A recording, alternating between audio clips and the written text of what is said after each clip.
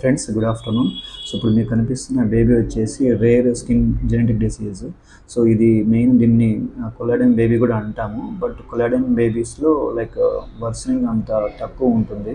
So దీంట్లో ఈ congenital ఇక్టియోసిస్, హెర్పిన్ ఇక్టియోసిస్ అంటారు. సో దీంట్లో వచ్చేసి మనకి కాంప్లికేషన్స్ ఎక్కువ ఉంటుంది. స్కిన్ అనేది మొత్తం క్రాక్స్ లాగా, ఫిషెస్ లాగా ఇలా కనపడుతూ ఉంటుంది. సో ఇలాంటి బేబీస్ ఏంటంటే సర్వైవ్ అనేది చాలా తక్కువ ఉంటుంది. మెయిన్ ఏంటంటే వీళ్ళకి స్కిన్ అనేది బ్యారియర్ ఫామ్ అయ్యే జీన్ అనేది అబ్నార్మల్ మ్యూటేషన్ అవ్వడం వల్ల సో బేబీకి వచ్చేసి మనకి ఎపిడెర్మిస్లో నుంచి వాటర్ లాస్ అవ్వడము, రిపీటెడ్ ఇన్ఫెక్షన్స్ రావడము, స్కిన్ ఇన్ఫెక్షన్స్ రావడము, సెప్సిస్ ఉండడము, సో ఇవన్నీ ఉంటుంది. సో దీనికి నియోనాటాలజీ ఒకటే కాదు, ఐ ఆఫ్థమాలజిస్ట్ ఇంకా ప్లాస్టిక్ సర్జన్స్ కూడా దానికి ఇంటర్వ్యూన్ ఉంటుంది. సో ఇలాంటి బేబీస్కి మెయిన్ ఏంటంటే ఓరల్ రెటినాయిడ్